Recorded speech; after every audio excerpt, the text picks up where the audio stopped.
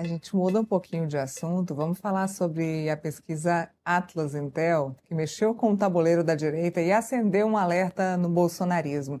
Enquanto Flávio Bolsonaro enfrenta um desgaste após a polêmica envolvendo o empresário Daniel Vorcaro, outros nomes tentam ocupar esse espaço político. Um dos que mais comemoraram o resultado foi Renan Santos, do Partido Missão, que afirmou ter disparado na pesquisa e aposta no crescimento de uma direita fora da órbita bolsonarista. Para a gente falar sobre esse novo cenário político, o impacto das pesquisas e a disputa pelo eleitor conservador, vamos conversar agora com ele, Renan Santos. Renan, obrigada pela gentileza de falar conosco aqui no Contexto nessa quarta-feira. Muito obrigado, agradeço a todos. Estou aqui para contribuir e vamos que vamos. Vamos lá, ontem teve resultado muito positivo na pesquisa Atlas Intel, seu nome ficou lá em terceiro lugar no primeiro cenário, e eu já queria começar perguntando o seguinte, eu quero saber como é que você vai capitalizar esses votos que estão na pesquisa eleitoral, esses votos que estão na internet, para os votos que vão chegar até as urnas em 2026. Como eu vou capitalizar? Eu vou buscar outros votos, né? Eu tenho que buscar mais, ainda não é o suficiente para ganhar e eu preciso de mais, né? Para ir para o segundo turno, eu preciso capturar pelo menos mais 20% do eleitorado. Então, tenho que continuar trabalhando, viajando, rodando o Brasil. Trabalho, falar a verdade, estudar bastante e convencer as pessoas do certo. Quando você fala convencer as pessoas do certo, eu vou bater numa tecla que a gente bate aqui no programa sempre. Nenhum candidato até agora tem falado sobre proposta e talvez nem seja o momento ainda, até porque a gente está falando de pré-candidatura.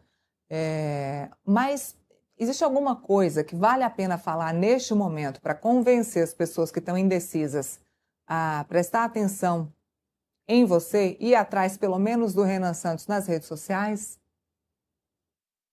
Poxa, tá faltando acompanhar minhas redes. Eu faço quase todos os dias vídeos com propostas, faço lives todos os dias com propostas. Ontem eu fiz o maior podcast de um pré-candidato nesses últimos dias com o Serjão Sacani, falando de propostas para terras raras e tal.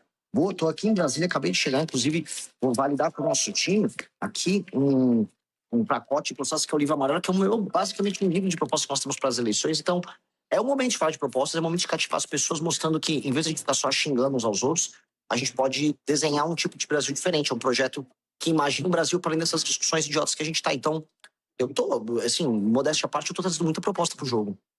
Não, eu acompanho a sua rede social, eu quero é que as outras pessoas acompanhem, é por isso que eu estou perguntando qual é a forma de angariar essas pessoas para essa rede social. Mas antes de continuar a nossa conversa, eu vou já chamar o Felipe, que é meu parceiro aqui no Contexto, para já agregar a nossa conversa aqui.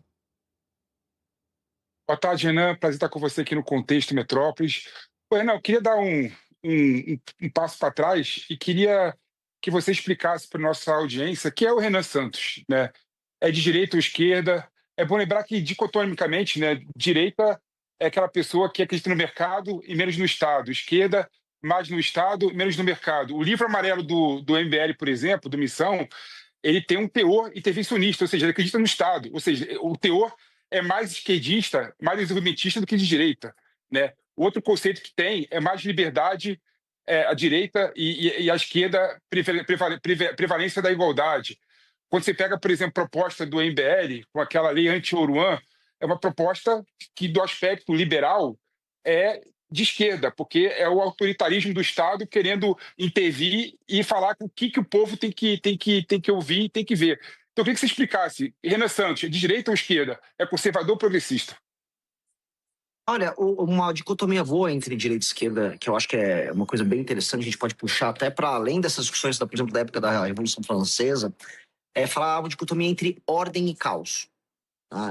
Entre hierarquia e igualdade, vamos colocar aí, entre torre e praça. Tem até um ótimo livro do Niall Ferguson com isso.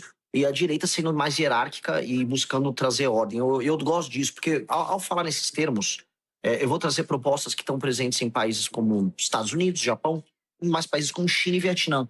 As soluções que nós trazemos para diversos temas são soluções que são funcionais e que não querem se apegar ao rótulo. O problema no Brasil, a gente ficou tanto preso em rótulos, por vezes infantis, que as pessoas elas optam por simplificar o que elas querem dizer e acabam não entrando nas resoluções dos problemas. E acaba acontecendo isso, e a gente está meio que, vamos dizer, na beira do precipício do ponto de vista institucional como país, porque a gente não consegue debater nada, não consegue propor nada, e quando propõe, né, já, não, você é disso, você é daquilo. Mas, assim, em termos gerais, eu posso ser colocado como de direita. Se for pegar qualquer cientista político vai desenhar a gente como um grupo de direita, mas dito isso, eu não estou me apegando muito a esses rótulos, não. Eu acho que tem que funcionar. Se um projeto funcionou, eu estou feliz. É basicamente isso. Até porque o grande problema do Brasil é um problema de competência e não funcionamento. As instituições não estão funcionando, os planos não estão funcionando, vamos dizer, os entes federativos não funcionam. A gente tem que botar o país para andar. E se a proposta veio da China e dos Estados Unidos, eu realmente não estou ligando. Ô, Renan, você acredita que esse crescimento nessas últimas pesquisas, que foi um crescimento considerável, ele está diretamente ligado a esse escândalo aí do Flávio Bolsonaro, esse desgaste do Flávio Bolsonaro por conta do áudio do Flávio com o Daniel Vorcaro? Modéstia à parte, eu acho que não. Eu já estava em todas as pesquisas Atlas uma curva de subida, que tem a ver com a diminuição do meu desconhecimento. Quem mais se beneficiou nessa pesquisa Atlas foi o Zema. O Zema, ele pega alguns eleitores, vamos dizer, naturais do bolsonarismo, que ele se coloca como um bolsonarista. Aí ele é um bolsonarista ali meio que no banco de reservas do Flávio. Né? Tipo, se o Flávio não for, eu entro aí para jogar e tal. E eu não, eu estou propondo algo novo, algo diferente. Então, eu estou construindo eleitorado. Por mais que deva ter vindo para mim alguma coisa em termos residuais, eu não fui o maior beneficiário disso. Eu acho que é uma curva constante de subida minha, tem a ver com justamente o convencimento do eleitorado sobre as minhas propostas. E quem você quer atingir? Se pudesse dizer, eu preciso atingir um público X, quem você precisa atingir? Para mim, essas coisas são por etapas, né? Então, primeiro eu queria buscar um público jovem e antenado em política, que é curioso intelectualmente, que quer buscar soluções novas para velhos problemas. Então, eu já comecei. Hoje, de acordo com o Pesquisa Atlas, eu lidero entre os jovens de 16 a 24 anos. Quando eu vou abrindo já para 25 a 35 anos, eu já tenho 12%. Né? Então, eu tenho 36, 16 a 24, 12 de 25 a 45. Então, o público que eu pretendo buscar agora nessas próximas semanas seria justamente um público que vai de 25 a 50 anos de idade e buscar as mulheres nesse público. E crescer nessa faixa, que é uma faixa que vai começar agora a se interessar mais pelo processo eleitoral. E creio que eu tenho vamos dizer, uma grande perspectiva de crescimento ali. Eu terei mais dificuldades para crescer entre os mais velhos, especialmente as pessoas de mais de 60 anos, quando mulheres no Nordeste, depois são muito lulistas, e no Centro-Sul, quando homens muito bolsonaristas. Muito bem. Felipe, sua pergunta para o Renan, por favor. Eu queria falar um pouco de proposta, e proposta na parte cultural, até porque tenho curiosidade para saber o posicionamento de vocês em relação ao assunto que vocês falam bastante sobre ele, né? A gente sabe que o ser humano ele precisa de educação, precisa de saúde, precisa se alimentar, precisa também de cultura, né? Precisa também se alimentar de cultura. Cultura é o alimento da alma, né? Cultura engrandece o ser humano. E aí, hoje eu estava comprando ingresso para um show, R$ 300 o ingresso para o show. Eu fico imaginando uma família querendo ir para o show, levar o pai, a mãe, os 2 filhos, daria quase um salário mínimo para poder ir para o show. Aí, então é o seguinte, você é contra, de fato, que o Estado faça eventos e show para o público em geral, de modo a outras pessoas terem acesso a artistas? Depende. Se você está falando de usar dinheiro público para promover shows de cultura pop de massa que não agreguem absolutamente nada do ponto de vista do espírito, da alma da pessoa, ela tem um objetivo meramente eleitoral, de compra de votos, como acontece na maior parte dos municípios do Brasil, eu sou peremptoriamente contra, Felipe. Isso não tem nada a ver com cultura. Isso é apenas a apropriação eleitoral se utilizando, vamos dizer, de artistas famosos. A formação da cultura passa pela formação da sensibilidade. Infelizmente, a gente não forma a sensibilidade dos mais jovens. A sensibilidade dos mais jovens está sendo animalizada. Os jovens não entendem como você pode se elevar através da literatura, através da música, através de filmes. A elevação espiritual, né, a elevação da alma humana não acontece desde o início. E a criança, ao não exercitar isso nos seus primeiros anos, seja, vamos dizer, como um bebê na pré-escola, depois sendo como uma criança na primeira infância, não aprender a tocar um instrumento, não ter boas referências, ela nunca vai poder aprender, do ponto de vista cultural, o que seriam referências que levem ela. Então, hoje, qualquer política cultural que não passe por alfabetizar e melhorar a sensibilidade das pessoas, especialmente as crianças, desde o início, ela é apenas enxugar gelo ou privilegiar grupos de pressão, como nós temos hoje. Além de tudo, qualquer projeto cultural de nação, ele tem que passar por uma seguinte pergunta: qual é a nação que nós queremos promover pelo restante do mundo? E qual é a história e os propósitos históricos que vão se vincular ao espírito daquele povo? Essas discussões precisam ser feitas pelo próximo ministro da Cultura. Eu acredito em políticas públicas ligadas à cultura, sim. Eu acredito na capacidade de elevação que nós temos que ter. E eu entendo também do papel deletério que a cultura pop de massa tem quando conduzida, vamos dizer, por esse espírito tanto mercantilista que nós temos, quanto de espírito de qualquer, vamos dizer, obrigação com a elevação humana. Então, você tinha falado assim, Renan, você é contra o funk do Oruan tecendo o azul com o vermelho? Sim, eu pretendo proibir isso. Eu acho que quem está tecendo lousa ao crime organizado numa nação não deve nem se apropriar de dinheiro público para fazer show, como era o lance da lei anti-Oruan, quanto hoje, no momento em que eu vou colocar, quando der a eleição da presidente da República, colocar o Estado brasileiro em guerra contra as facções, eles não vão ficar aqui promovendo os inimigos do Brasil que estão matando diariamente pessoas. Então, esse aqui é um elemento provocativo que eu coloquei no final, mas existe um elemento construtivo que significa melhorar a sensibilidade, na verdade, aflorar a sensibilidade estética das crianças nas escolas, que o nosso Ministério da Educação e o Ministério da Cultura de um país sério vai precisar fazer mesmo. Temos que voltar a falar e tem aula de música nas escolas, tá? Tem uma alfabetização plena das crianças para que elas possam ler. Ler é a mais importante, talvez, de todas as referências que a gente possa ter, porque ao ler, a pessoa imagina na cabeça dela aquelas cenas quando ela está lendo um romance, e ela ajuda essa pessoa a criar um imaginário. Hoje ninguém lê, hoje ninguém cria imaginário, hoje as referências estão em vídeos muito curtos, então a gente precisa construir uma sociedade melhor através justamente da criação de uma sensibilidade desde a primeira infância. Renan, uma última pergunta. O senador Flávio Bolsonaro falou, e vários veículos de imprensa divulgaram isso, que nos primeiros debates, ou que em debates, em discussões políticas, ele não iria se houvesse a sua participação. Como é que você enxerga isso? Eu acho engraçado, né? Não, o que eu vou falar desse cara, assim? Antes eu vai tripudiar, mas eu tô até com dó. De verdade. O Flávio não tem a menor ideia do que ele tá fazendo, então ele fica dando essas declarações horríveis, que se constrange as pessoas ao redor dele. Ele veio agora a público ontem falar que ele foi até a casa do Vorcaro, naquele encontro, para dizer, Vorcaro, seu dinheiro era sujo, tá? Não fala mais comigo. Achando que alguém acredita. Eu fico assim, eu não tenho tanta dó porque, né, tá milionário, né? O mais trouxa aí da família Bolsonaro deve ter dezenas de milhões de reais, mas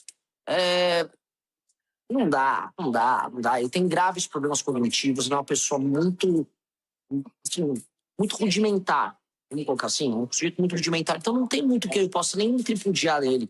É um misto de dó com vontade de botar a Polícia Federal no cangote dele, só isso.